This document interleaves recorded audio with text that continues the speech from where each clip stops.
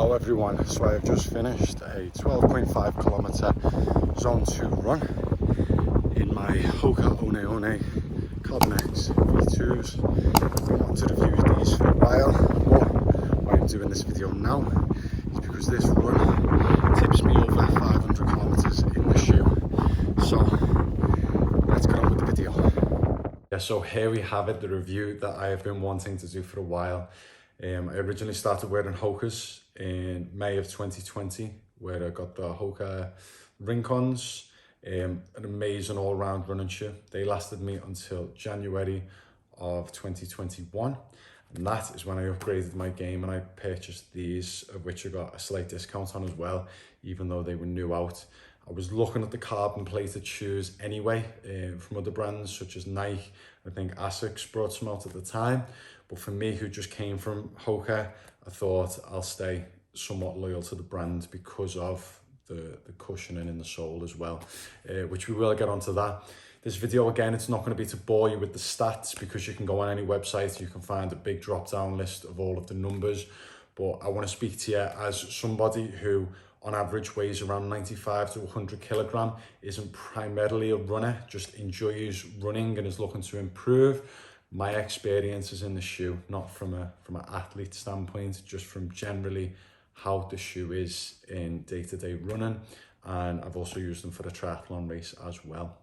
So going into the stats then, it's a 5mm drop, which isn't massive compared to some other shoes that I've worn in the past.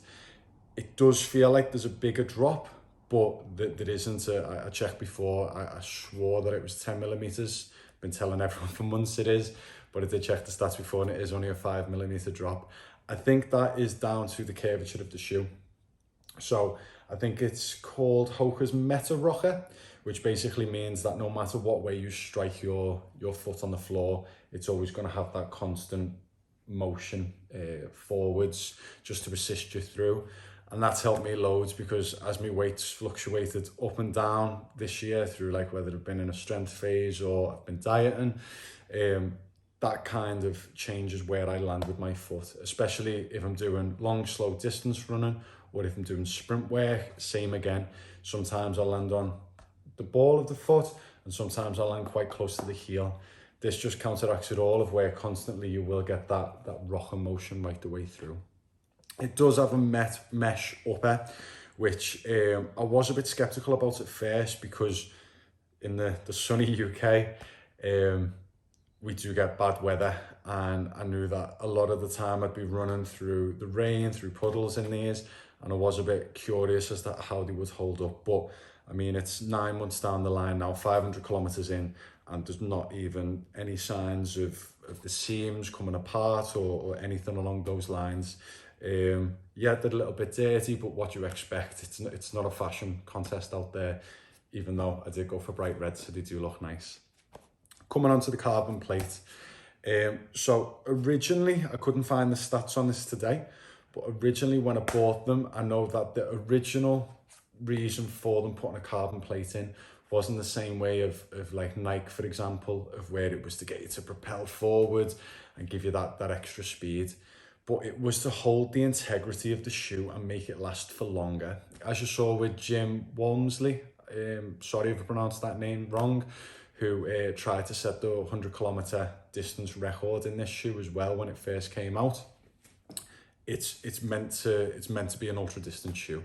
It's meant so that you keep your integrity in your foot and less chance of injury, obviously, over the longer distances. So as I was naturally looking to increase my distance, I thought I get something where I don't necessarily need to go faster like the Nikes. I want to build it up myself. And this, especially for someone who weighs 100 kilogram most of the time, 95 to 100 kilo, I have no issues with the shoe at all in terms of the cushioning, in terms of the way it's held up. There's no like flat spots specific to one side. I mean, I run pretty neutral anyway. You can obviously see on the sole now that it's started to wear down. But as I say, like from today's 12K run, it's no different to when I first put them on. So with all the great things do come some cons as well. It can't all be positives, unfortunately. So for me, the first one was to get these to break in was quite difficult. Compared to the last Hokas I had, they were quite malleable. You could easily move them about. And they broke in quite quickly. With these, because of the rigidity of the carbon plate, what I did feel was that it was almost, I had to, best way to say it is adjust my running stride, adjust my running technique to fit with the shoe, which can be something that if you come from Hoka's, it's not a massive thing to get used to. Probably took me about 2 or 3 runs to fully break them in. But if you're coming from some brands like the Nikes or the Asics or even like an Adidas as well, where they're softer shoes or you've got different types of carbon plates in, this might be a big jump for you to get used to. Also now, in the past probably month or so when I've been back running, what I have found is that when I step on certain objects, my ankle can rock to the side as well. Now, I'm not sure if that's down to my own personal running form or if anyone else has felt this, but there's times where, like, for example, when I'm running around the parks and I'll step on like an acorn or a pine cone, things along those lines, and instead of just going straight over it or, you know, coming off it, it'll roll my ankle out to the side.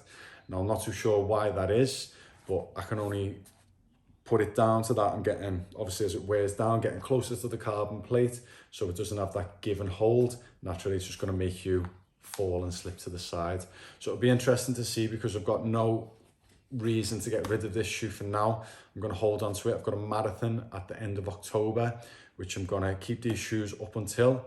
Hopefully they'll stay afterwards. If not, I'll retire them and get a new pair, especially with them now coming in. I just checked online, around £130, which for this shoe is a massive steal.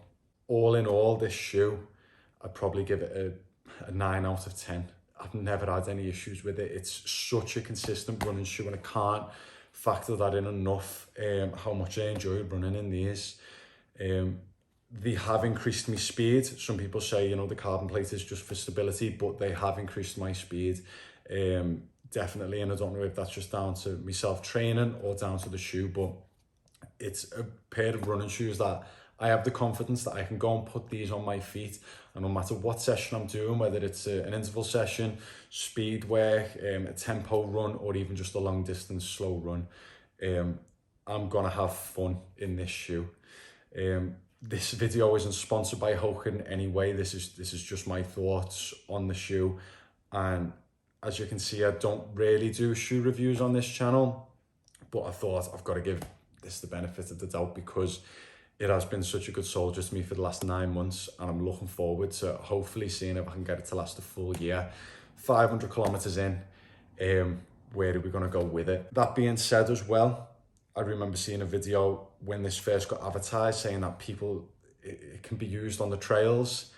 I definitely wouldn't be. If you're looking for a trail running shoe, obviously I've covered a lot of trail running on this channel, I definitely wouldn't be looking at the Carbon X V2.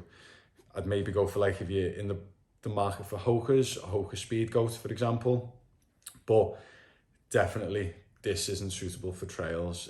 Sometimes it doesn't have the best grip in wet weather, and depending on the surface as well, such as like a gravel surface, it isn't really the best. So 100% not good for trails, really good for a road shoe, and it'll be interesting to get your thoughts on the shoe as well, if you have tried it out or if you're thinking about getting it. So please, guys, leave a comment down below of what you think of the shoe. Please, if you haven't already and you've enjoyed this video, subscribe, because there's going to be constant content coming through this channel. And if you enjoyed it as well, please leave a like and share it with your friends and family.